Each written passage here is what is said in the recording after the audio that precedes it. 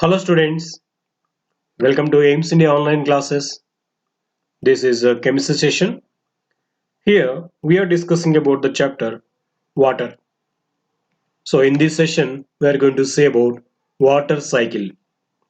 Actually it is not the cycle, just it is a conversion of water from one form to another form by the action of nature. So what is this water cycle? How does it occur? Is all let us see in this session. We have already learned that there are three states of water which are interchangeable, isn't it? We have studied about those. There are three states of water. What are those? Solid state ice, liquid state water, and gaseous state water vapor. These three states are interchangeable from one to another. Means one state of water can be converted into another state by changing temperature. We have studied about this all in the previous session. We might get some doubts like this. Have you ever wondered where rainwater gets accumulated? Once, if it is rained once, where does that water goes? Where it is going? Where that water gets accumulated? What are clouds formed of? So these doubts you may get generally. The study of the water cycle is answer to all these kind of questions. So we'll get answers for this kind of questions. How rain is occurring? When it rains, where does this water of rain going off? Where this water getting accumulated? How these clouds are formed? With which these clouds are being formed? So we can understand these all questions. We can get answers for these all questions from the concept called water cycle. So let us say about that now. The circulation of water from the Earth's surface to the atmosphere and back to the Earth is called the water cycle. So the water present on the Earth's surface, it converts into different forms like clouds and water vapor. From there, again, it reaches the Earth in the form of rain. It reaches the water bodies on the Earth's surface, and it continues. The cyclic process of conversion of water from one form to another form, just by the nature action of nature, is called water cycle. Actually, the driving force behind this water cycle is the heat of sun. So we told for the conversion of one form of water into another form, temperature change is needed. So means heat change should be occurred. So this is occurring naturally by the action of sun. So we can say the driving force behind the water cyclic process is the heat of the sun. So because of this heat of the sun, water from the water bodies it evaporates, converts into clouds, and again it starts raining. And the rainwater accumulates into rivers and oceans, and these all. So these all are happening because of the action of heat of sun.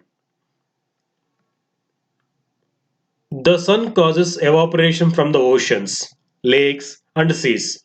So we know water bodies like oceans, rivers, and lakes, these all have water.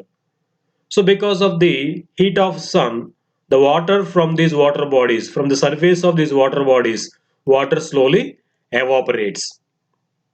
The water vapor also formed from the evaporation of water from leaves. We know the plants also they lose an excess amount of water through their leaves. That process of leaving water from the leaves is called transpiration. From that also water vapor enters into atmosphere, and even by the respiration of animals and human beings also water vapor enters into the atmosphere. So by these all processes, evaporation of water from water bodies, by the transpiration of plants, and by the respiration by human beings and animals, from these all water vapor enters into atmospheric air.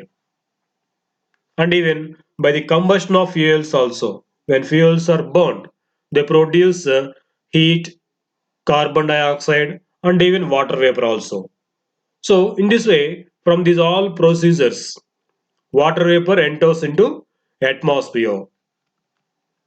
The water vapor from the atmosphere rises and comes in contact with cool air. in the upper layers. This cools the water vapor and it condenses to form tiny droplets of water. These all together they form clouds. So these are small droplets of all together they form clouds. In this way, clouds are formed from evaporated water. So where it is started? Because of the heat of the sun, water from the water bodies it starts evaporating. From the water bodies, large quantity of water comes in the form of vapor, and this water vapor also comes from plants, human beings, and even by the combustion of the fuels also. So this all water vapor comes into the higher altitudes there by touching the cooler parts of the air that condenses to form very tiny droplets of water. These all tiny droplets of water all together form clouds. So these clouds will be passing from one place to another place along with the wind. Now these clouds are moved by air currents. So gradually, the water droplets in the clouds slowly they join one another to form bigger drops which become heavy and fall as rain or hail or snow. In different forms, these droplets of water comes down to the earth's surface. Majorly they come in the form of rain. When it is suddenly cooled to very low temperatures that may form hailstones or snow also. So while these clouds are moving from one place to another place along with the wind currents, so when they touch the cooler air, immediately these droplets of water they join together to become bigger droplets, and they become heavy. The air cannot hold no more, and immediately the droplets of water comes down in the form of rain, or hail, or snow. The surface of water that falls as rain runs into streams and lakes, rivers, and then into seas and oceans. So what's happening? So by the rainfalls, the water reaches the surface of the earth. So the surface water slowly converts into small streams and reaches these lakes, rivers, and oceans, and is all. This completes the one side water cycle. So what happened? So the water from the water bodies it starts converting into water vapor by the action of sun heat. Finally, by the rain, with the streams, this water reaches back these water bodies like lakes and rivers, oceans. So in this way, this completes water cycle. So, along with this reaching these oceans and streams, some amount of the surface water filters gradually through the soil and collects as groundwater.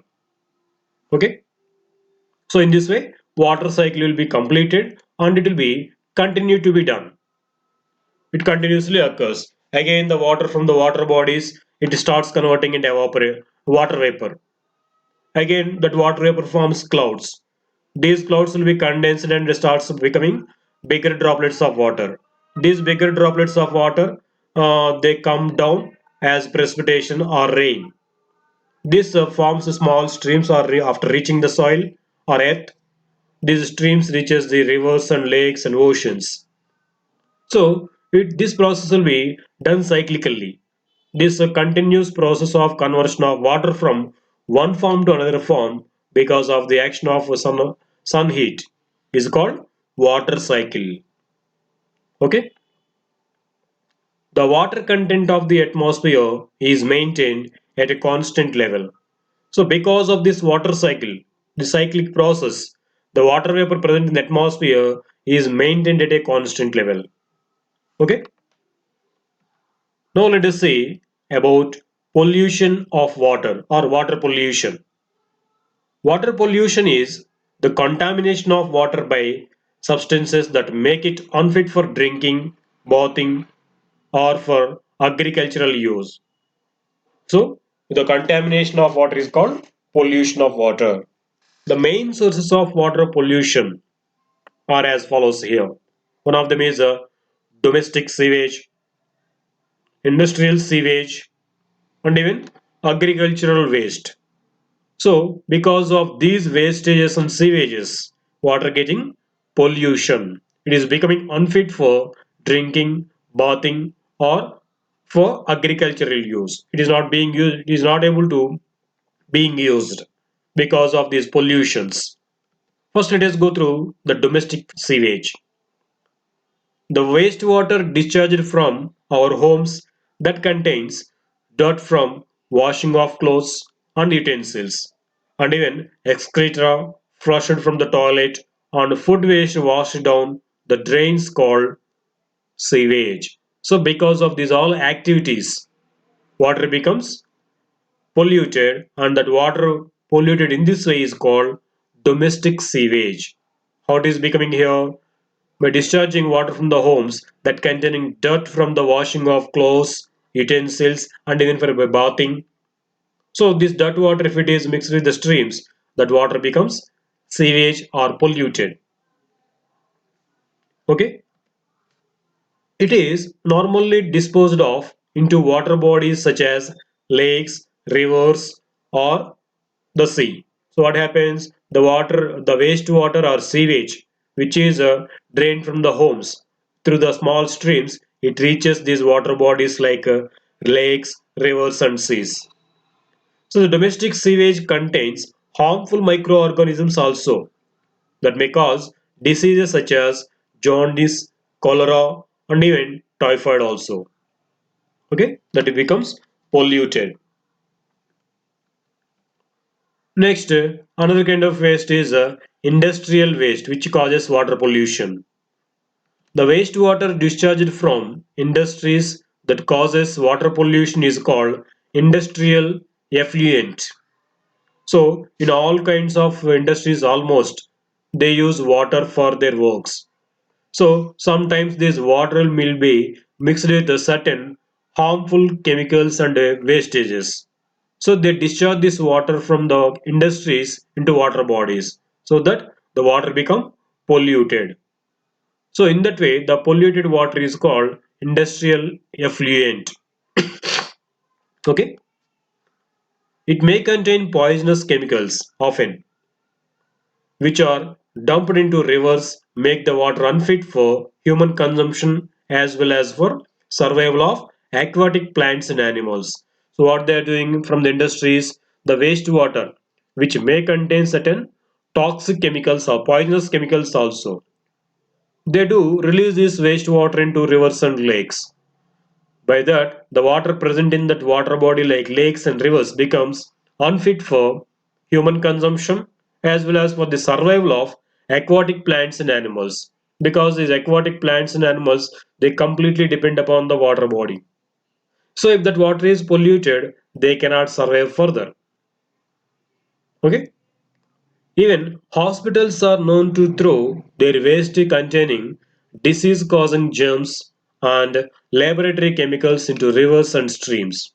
By that also the water is getting polluted. Okay.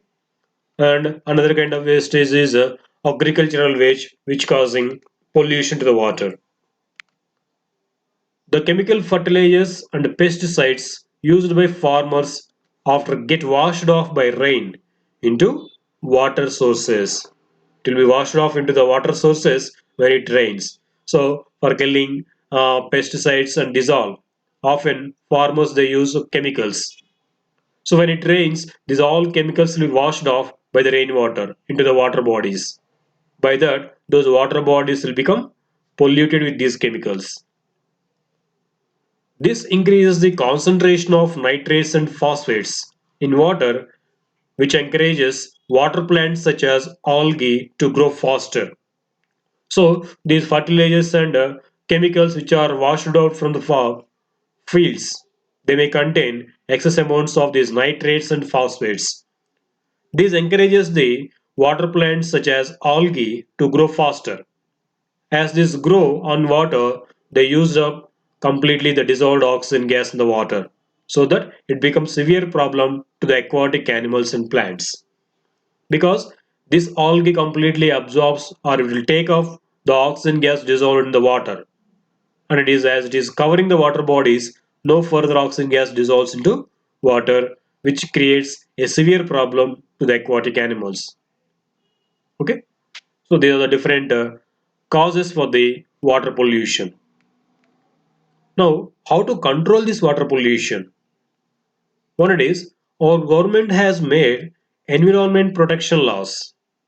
That is, according to that, all factories, hotels, municipal corporations, and other bodies that are responsible for the discharge of large amount of wastewater, they have to treat it to remove harmful constituents. So, certain industries are there which discharge large amount of wastewater into water bodies. So they have to before discharging water, they have to clean the water. They have to remove all harmful constituents present in the water before discharging that wastewater into water bodies. The factories, hotels, municipal corporations, and all other bodies which discharge large amounts of wastewater into water bodies. They all, first of all, they have to remove harmful chemicals or harmful or polluting chemicals present in this water before discharging it. So the wastewater that released into water bodies are required to meet the norms fixed by the government. As per the norms, all the harmful chemicals to be removed before discharging that water into water bodies. Okay, this we can see here one of the water treatment plant. So these factories, before releasing this wastewater into water bodies like rivers and lakes, they have to remove all harmful chemicals present in that water. So which may cause damage to the aquatic plants and animals. One more, sewage can be converted into useful products. That is, the solids removed by sedimentation can be used to generate biogas, which is a clean fuel. The residue from biogas generation makes good organic manure. So, in the what wastewater treatment, certain solid waste will be removed by the process called sedimentation. These solid wastes are used for the generation of biogas, one of the cleanest fuels. And even the residue from this biogas generation, it makes a good organic manure which can be used for the fertilization. In that way, the water pollution can be rectified. The water obtained from the sewage can be used for irrigation after removing all. Okay, the wastewater, once if it is treated and once all the sewage if it is removed, then that water can be used for the agricultural and irrigation after removal of these all sewages. And one more, use of chemical fertilizers and pesticides should be minimized and replaced by more environment friendly products. By using more environment friendly products, we can reduce the water pollution. And we have to educate the farmers to avoid usage of these fertilizers and pesticides in the excess quantity so that we can reduce water pollution. Okay, thank you for watching our video. Please subscribe our YouTube channel Aims Today for latest updates on recorded videos.